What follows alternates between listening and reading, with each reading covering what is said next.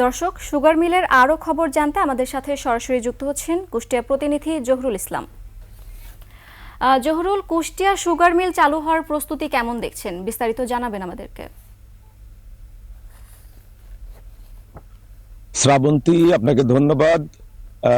আমরা খবরে যেমনটি শুনছিলাম যে 4 বছর পর সুগার মিলটি আবার চালু হতে যাচ্ছে। আসলে কুষ্টিয়া শহর থেকে প্রায় 4 কিলোমিটার দূরে জগতিতে 1961 সালে কুষ্টিয়া সুগার মিল প্রতিষ্ঠা হয়। এরপর 1966-67 সালে এটি উৎপাদন শুরু করে। তো মিলটি চালুর পর থেকে একটি লাভজনক রাষ্ট্রায়ত্ত শিল্প প্রতিষ্ঠান হিসাবে এগিয়ে যাচ্ছিল। 2001-2020 অর্থ বছরে এসে মৌসুমে এসে এ পর্যন্ত এটি আসলে লোকসানি প্রতিষ্ঠানে পরিণত হয়। এই 20 বছরে প্রায় 461 কোটি টাকা লোকসান গুনে এই মিলটি। তো এরপর 2019-20 অর্থ বছরে এসে সরকার দেশের বেশ কয়েকটি মিলের সাথে তৎকালীন আওয়ামী লীগ সরকার এই কুষ্টিয়া সুগার মিলটিও বন্ধ ঘোষণা করে।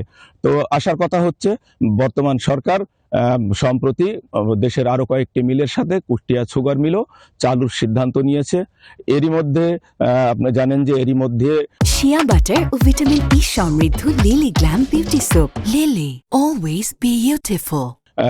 বাংলাদেশ চিনি ও খাদ্য শিল্প কর্পোরেশনের উচ্চপদস্থ কর্মকর্তারা কুষ্টিয়া সুগার মিল পরিদর্শন করেছে এবং এর মিলটি দ্রুত চালুর ব্যাপারে সম্ভাব্যতা এবং যা যা করা লাগে সে ব্যাপারে তারা উদ্যোগ গ্রহণ করেছেন। তো এখানে এই মিলটি চালু করতে গেলে আসলে মিলটি যে কারণে বন্ধ হয়ে যায়, আসলে এখানে একসময় ব্যাপক আখের আবাদ হতো। আস্তে আস্তে আখের আবাদ কমে যাওয়ার কারণে কিন্তু মিলটি বন্ধের দোরগোড়ায় পৌঁছায় এবং শেষ পর্যন্ত মিলটি বন্ধ হয়ে যায়। এখন এই মিলটি চালু করতে গেলে আসলে এই মিল জোন বা মিলের যে এরিয়া, এই এরিয়াতে আখের আবাদ বাড়াতে হবে। আসলে আখের আবাদ কৃষক তো এই ছিল আমার কাছে কুষ্টিয়া থেকে কুষ্টিয়া সুগার মিল চালুর প্রস্তুতির সর্বশেষ অবস্থা। ধন্যবাদ জহুরুল আপনাকে।